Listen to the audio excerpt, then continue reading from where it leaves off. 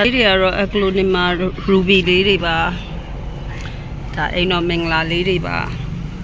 အိမ်မှာတော့ကြားတဲ့ချင်းသေးတွေလည်းရှိပါတယ်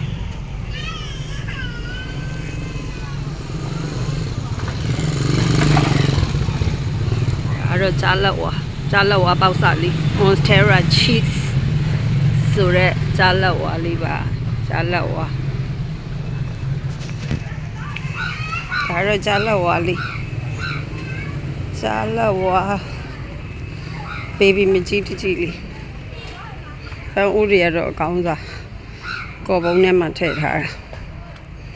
ဒါ Monstera cheese ဒါကတော့ဘာပင်လဲတော့မသိတော့ပါဘူးအိမ်မှာကြားလေးတွေချင်းသေးလေးတွေနဲ့ပါဒါ Monstera cheese လေးဒါကတော့ချင်းသေးမျက်နှာပြောမလား lion faceလေး lion face လေးပါ lion face လေးပါ lion face လေးပါချင်းလေးတွေနဲ့ပြောစရာကြီး